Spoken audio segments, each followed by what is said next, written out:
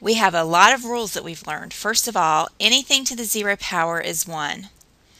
If we have a to the m times a to the n, in other words, we're multiplying the same bases, we add the exponents. And these rules are going to stay the same whether you have positive exponents or negative exponents. If we have two bases that are the same and they're being divided, we're going to subtract the exponents. If we have a base being raised to a power and that's being raised to another power, we're going to multiply the two powers or the two exponents. If we have multiple bases being multiplied by each other within parentheses and all of that's raised to an exponent, we're going to multiply that exponent throughout our parentheses. So we're going to raise a to the m and we're going to raise b to the m. And what that ends up requiring us to do is applying the previous rule where we raise exponents to exponents, only we're including everything within the parentheses. So parentheses and then an exponent means take that exponent and multiply it or apply it to everything within the parentheses using your other rules. Then if we have two bases that are being divided and they're being raised to an exponent, again that exponent is applied to both of those bases. So that's what we've learned so far. Here are a couple of examples. In the first problem, we're applying 7 as the exponent to the exponents within the parentheses. So we multiply this. Exponent raised to an exponent, you multiply. In the next example, we're raising -3 to the second. We're raising m to the 0 to the second, which gives us just m to the 0. And then we're raising n to the first to the second. Remember, there's an understood 1 when you don't see an exponent. So we're multiplying our exponents times 2 in this example. And then you need to simplify. -3 squared is 9, m to the 0 is 1, and then n squared is n squared. In the next example, we have 2 to the 3rd raised to the 2nd power, which gives us 2 to the 6th. We have m to the 5th raised to the 2nd power, which gives us m to the 10th, because 5 times 2 is 10. We have n to the 0 power raised to the 2nd power, which gives us 0, so n to the 0 power is going to go away. 2 to the 6th power is 2 multiplied 6 times, which ends up being 64. I've written the multiplication out here. So 64 times m to the 10th is our final answer. So let's move on and do some harder problems, and we'll do these together. Or I'll do this first one and then have you try them. So in our first example, what we always want to do is multiply our exponent times all the exponents within each parenthesis. So we want to use our property exponent raised to an exponent to start with. Now in this first parenthesis, all that's being raised to 0. So anything raised to 0 equals 1. So there's no reason to work that all the way out. You know that everything in the parentheses is just going to equal 1 since it's raised to 0. In the next parenthesis, we end up with 2 to the 2nd power and x to the what? 6th power. Good. And in the next parenthesis, we end up with just -5 times x. So now we're going to use our properties where we will multiply all of our coefficients together. So 1 times 2 squared, which is 4, times -5. So 1 times 4 times -5 will multiply, and x to the 6th times, that x is the same as x to the 1st to be very clear. So 1 times 4 times -5 is what? -20. And then what will we get when we multiply x to the 6th times x to the 1st? Keep your base, add your exponents, and you get x to the 7th. So that's our final answer for the first problem. Please pause this and try the rest of the problems on this page. I'll give you a tip. When you get down to the problems where you are working with division, make sure that you use your order of operations. So for example, in this problem, you're going to want to apply that exponent of 2 to everything within the parentheses before you work with your division property. In the next example, you're going to want to go within the parentheses and divide first before applying that 2 to everything in the parentheses. So good luck. In this first example, I have multiplied 1. In the second example, I'm multiplying all of my coefficients together, 2, 3, and remember that negative a to the third means negative 1a to the third, so I'm going to take that negative out as a negative 1 to be really clear about my coefficients and to keep up with my signs.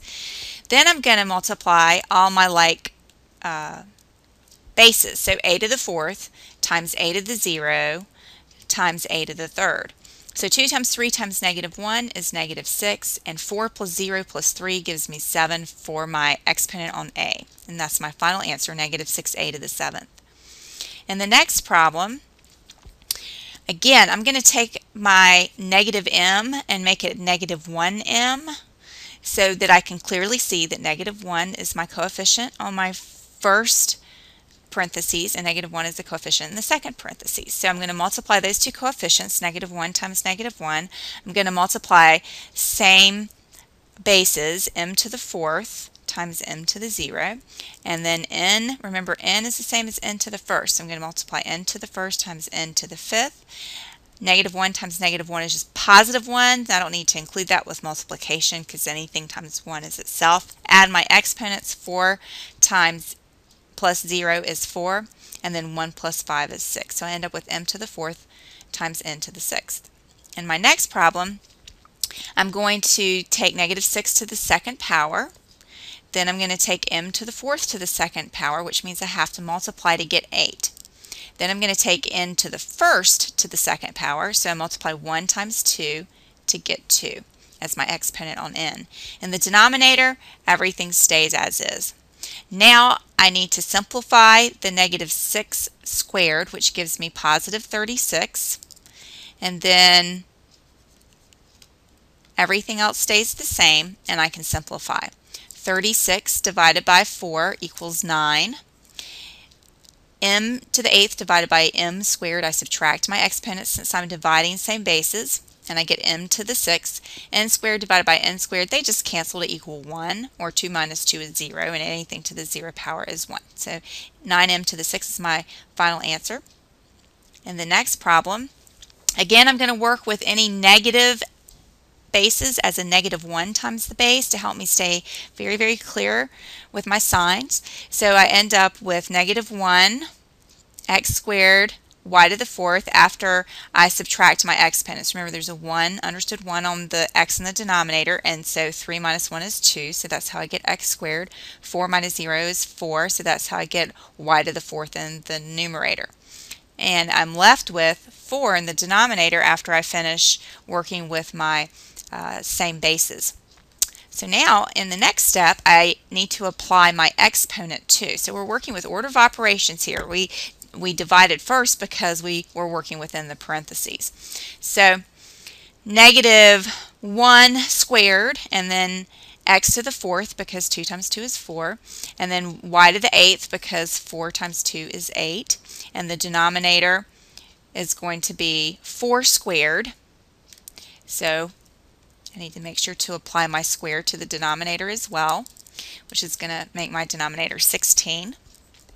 And I end up with x to the fourth, y to the 8th over 16. Next problem.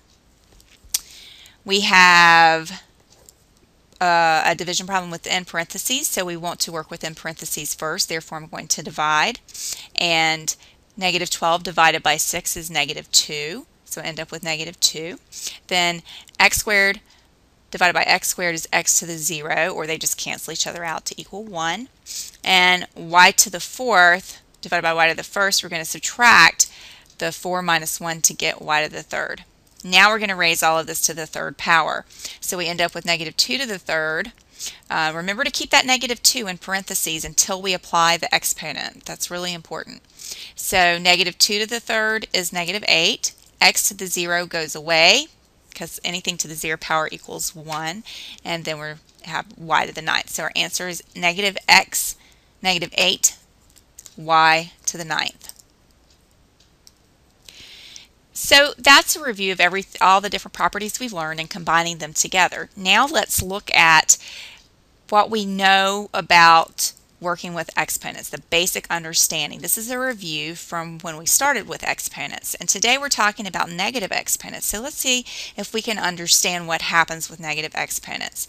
If you will recall, negative exponents always mean the reciprocal of your base. So for example, 2 to the negative 1 actually means 1/2, the reciprocal of the base of 2. 3 to the negative 1 actually means 1/3, the reciprocal of the base of 3.